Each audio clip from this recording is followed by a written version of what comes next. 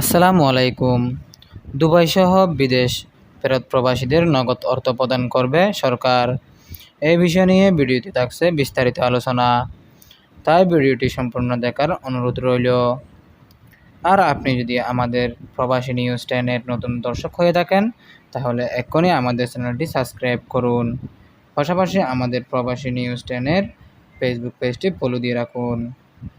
চলুন আজকের মূল আলোচনা শুরু করা যাক।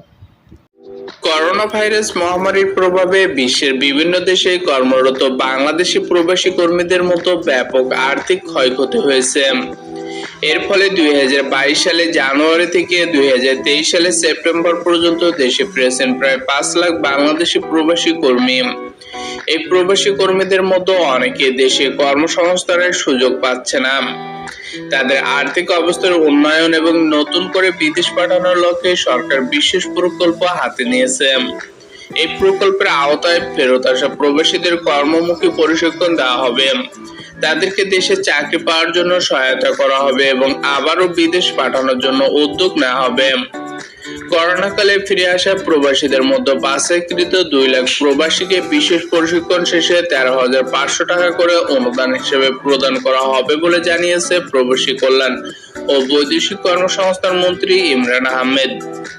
যেসব প্রবাসী জানুয়ারি 2020 এর পর বিদেশ থেকে ফেরত এসেছেন এবং দেশে কর্মসংস্থান কিংবা পুনরায় বিদেশ যেতে আগ্রহী, তাদেরকে তাদের কাজের ধরন অনুযায়ী বিশেষ ওরিয়েন্টেশন ট্রেনিং করানো হবে। বিশেষ ওরিয়েন্টেশন ট্রেনিং শেষে অংশগ্রহণকারী প্রবাসীদের এককালীন এই সহায়তার টাকা দেওয়া হবে। 37টি অভিবাসন প্রবণ জেলায় এই প্রকল্পের আওতায় সার্ভিস সেন্টার করা হবে।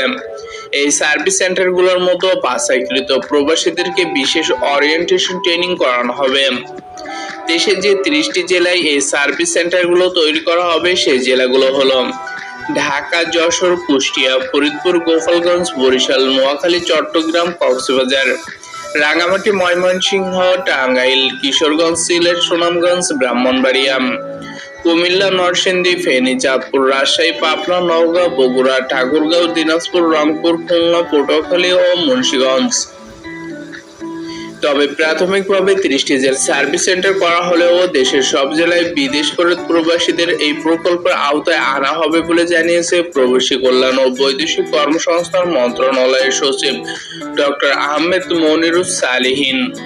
তিনি আরো বলেন, করোনাকালে চাকরি হারিয়ে ফিরে আসা প্রবাসীদের দেশে কর্মসংস্থান এবং পুনরায় বিদেশে যাওয়ার সুযোগ করে দেওয়ার লক্ষ্যে প্রশিক্ষণ, ব্যবসার পুঁজি যোগানো সহ নানা সুযোগ সুবিধা সৃষ্টি করার লক্ষ্যে এই প্রকল্প হাতে নিয়েছে সরকার। চাকরি হারিয়ে ফিরে আসা এসব প্রবাসীদের তালিকা তৈরির উদ্দেশ্যে ডাটাবেস তৈরি করা হচ্ছে।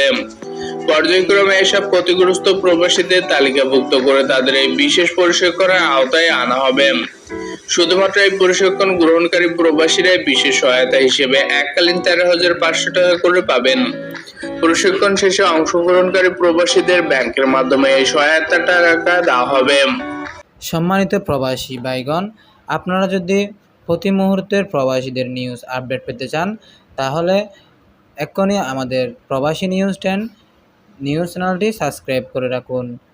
আর এখনও পর্যন্ত আমার চ্যানেলটি যারা সাবস্ক্রাইব করেছেন, তাদেরকে অসংখ্য অসংখ্য ধন্যবাদ। আর পাশাপাশি প্রবাসী নিউজ 10-এর ফেসবুক পেজটি ফলো দিয়ে সাথে থাকুন। তো পরবর্তী প্রবাসী নিউজ 10-এর পরবর্তী ভিডিওতে আমন্ত্রণ জানিয়ে এখনই বিদায় নিচ্ছি। ধন্যবাদ।